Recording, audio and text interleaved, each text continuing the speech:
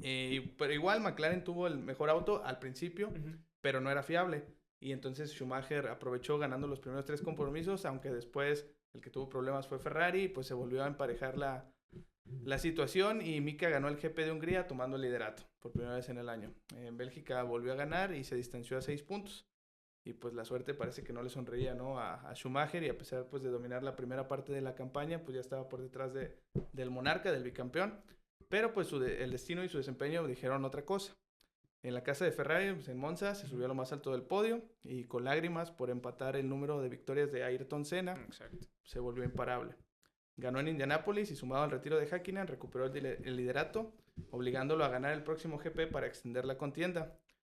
Mika se puso por delante en la largada y mantuvo el liderato gran parte de la carrera, pero le hizo un undercut y con eso pues lo mantuvo a raya atrás, y al cruzar la línea de meta pues se acabó la sequía del cabalino rampante y conquistaban su primer título de pilotos en 21 años. Y bueno, en el 2001 podemos decir que debutaron buenos pilotos que a la postre serían buenos, ¿no? Fernando Alonso, Kimi Raikkonen, Juan Pablo Montoya. Pero bueno, para disputar el título McLaren se mantuvo ahí y Williams volvió a contender con el motor BMW. Ujú. Pero la creación de los de Maranello pues fue impresionante. El F2001 consiguió 9 victorias, todas de Schumacher, 24 podios, 3-1-2, 11 poles, campeones de constructores y de pilotos con 4 fechas de antelación. Michael le sacó casi el doble de puntos al subcampeón, líder desde el primer día hasta el último. En el Gran Premio de Bélgica, el alemán consumó su victoria 52, que lo posicionó como el más ganador de la historia de la categoría, o sea, de más carreras ganadas. Y bueno, si el 2001 fue dominante, el 2002 podemos decir que fue arrollador, ¿no? Así como la arrolladora. Porque tuvo 15 de 17 victorias para Ferrari, 9-1-2, 27 podios, 10 poles y 221 puntos. Más del doble que el segundo constructor Williams, que hizo 92, o sea, pues arrollador, ¿no? Literal. Sí, completamente. Y en la recolección de Schumacher para convertirse en el hombre récord de la categoría, consumó 11 victorias, que fue la mayor cantidad en una temporada hasta ese momento. Rebasó los podios de Prost de por vida y aseguró el título con 6 fechas de antelación, que todavía es récord. Sí. O sea, no, es Sí, un sí, chingo. sí, sí. 6 carreras es Sí, un pues chingo, es un chingo. digo, ahorita es que un tercio de la temporada, pero pues hace que Sí. 20 años era media temporada. Más o Casi, menos, casi. sí. Aparte de todo eso que acabamos de mencionar, que ganó tantas victorias, lo más impresionante es que se subió al podio en todas las carreras, literal, Sí. todas. Que algo que nunca jamás alguien había hecho antes, pues ni ha igualado, tampoco. El que más cerca estuvo fue Verstappen. Fue Verstappen hace 2 años. Sí, en el 23, que tuvo 21 de 22. Sí, y nada más fue en Singapur. Sí, donde no se subió. Y bueno, su peor resultado de ese año de Schumacher en el 2002 fue un tercer lugar en Malasia. O sea, todas eran victorias o segundos lugares, a excepción de Malasia. Y si juntamos desde el GP de USA del 2001, fueron 19 podios consecutivos, algo que igual pues es un récord hasta el día de hoy. Consiguió su quinto título, que empató a Fangio como el más ganador. Bueno, después de los cortes comerciales. Nuevamente, después de un recorte, decíamos que en ese 2002 tan arrollador de Ferrari, pues hubo polémicas, que les decía la más recordada fue en Austria, que Rubens, el compañero, lideró pues prácticamente toda la carrera y al tomar la recta en la última curva le cedió la posición a Schumacher. Obviamente pues la obligaron, ¿no? Sí. No fue que él quisiera cederla. Pero el año anterior le dijeron lo siguiente: deja pasar a Michael por el campeonato, literal, digo, para los que no hablan inglés, ¿va? Que obedeciera.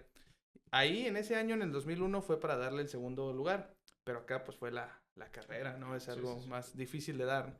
Y, pues, Rubens declaró que no fue tan sencillo, pues, tuvo una discusión aproximadamente de 8 vueltas, se gritaron y todo, y al final le mencionaron unas cosas más allá de su contrato, que nunca ha querido decir qué, pero eso mencionó y, pues, obedeció, ¿no?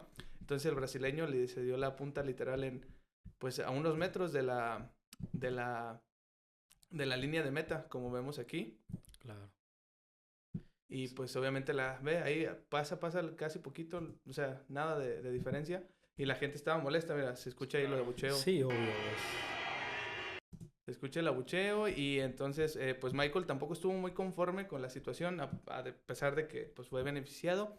Y decidió pues darle al brasileño el podio del primer lugar, ¿no? Y que él levantara el trofeo de ganador. Sí, entonces, pues la FIA obviamente se molestó con todo esto y decidió multar a Ferrari. Espérame, ahí un poquito más Más pausa. Decidió multar a Ferrari con $1 milloncito. No supe si de euros o de dólares, pues con cualquier cosa, igual es una lana. Cacahuates. Sí, pues para Ferrari nada, ¿no? Pero sí hubo otro con Fernando Alonso, Sí, justo sí, sí. el famosísimo Fernando is faster than you. Sí, claro. De hecho, pues, o sea, eso es lo que sigue. Es que no sé, nada te creas. Pues. No. O sea, prohibieron las órdenes de equipo por esa situación a partir de 2003. Pero Ferrari, pues diario se pasa las cosas por el arco del triunfo, ¿no? Entonces, lo que comentabas, que fue hasta 2010, hicieron lo mismo con otro brasileño. So, Fernando is faster than you. Can you confirm you understood that message? O sea, no es una orden de equipo, pero pues claro que Pero hay que estar medio tonto para no entenderla, ¿no? Y obviamente, pues sí, no le dijeron igual que a Robinho, déjalo pasar. Pero ahí la multa fue más barata, 100,000 euros, nada más. Perdón, $100,000. Y bueno, un 10%. pues como no las acataban, pues la FIA decidió legalizarlas para 2011. Así que Ferrari fue culpable de que las prohibieran y de que las legalizaran. Así fue Ferrari. Para 2003, digo, ya pues tenían 3 campeonatos consecutivos de constructores, perdón, 4, 99, 2000, 2001 y 2002, 3 de pilotos. Y en el 2003 sí fue más competitiva, ahí sí, pues no fue tan aburrida como con Mercedes, ¿no? Que dominaba tanto. La quali se modificó, en ese tiempo era una vuelta por piloto y lo que hicieras era, pues era tu tiempo, pues no tenías competencia, era aire libre. Ferrari empezó el calendario con el auto de 2002. Y aunque la quali en Melbourne, que era Australia, pues la primera carrera, fueron 1-2, tuvieron problemas y el que comenzó mejor fue McLaren. En el GP de San Marino, que se corría en Imola otra vez, fue Ferrari y Michael lograron su primera victoria y en España les llegó su coche, que no era tan dominante, pero igual ganaron 3 de las siguientes 4 carreras. Tomaron el liderato. Pero un tema negativo en ese coche eran las llantas, que en ese tiempo no era que todos usaran como hoy Pirelli. Había algunos proveedores autorizados y Ferrari tenía Bridgestone, pero eran pues inferior su calidad con las de Michelin, que eran los equipos McLaren y Williams. Hubo una ola masiva de calor ese año en Europa y como pues era una temporada muy extendida en Europa, el campeón se olvidó de la victoria por varios compromisos y solo se subió al podio una vez. Mientras que ahí fue el mejor Williams con Juan Pablo Montoya, que se metió a la disputa, y que Kimi Räikkönen ya con McLaren pues ya estaba ahí, ¿no? Y entonces al salir de Hungría restaban 3 carreras, Michael aún lideraba 72 puntos, Juan Pablo 71 y Kimi 70, o sea, pues una batalla linda, ¿no? Entre las 3 escuderías más grandes. Pero al salir de Budapest, Bridgestone puso un reclamo a la FIA, porque las llantas Michelin se hacían más anchas de lo permitido durante la carrera. Así que tenían mayor superficie de contacto con el asfalto, pues generando un mejor agarre, que aquí pues ustedes son ingenieros, ¿no? Y deben de saber Debe ser de formación importante. Sí. O sea, obviamente entre más pegado al suelo, sí, al suelo estés, pues eres más rápido. Y las llantas, pues, eran más anchas, más velocidad te daban, ¿no? Pues sí, o sea, realmente como la fuerza centrífuga hace que las llantas se extiendan o se contraigan a fin de cuentas, pues obviamente la área de contacto se vuelve más chica o más grande. Sí. No sé si te ha tocado ver como por ejemplo en los dragster. No. Realmente pues son llantas así gigantes para carros de cuarto de milla. Okay. Y literalmente son llantas muy anchas al principio, pero cuando alcanzan su velocidad se vuelven muy, muy estrechas, pero muy grandes por la fuerza centrífuga que se les aplica. Okay, o sea, es interesante de ver más que nada.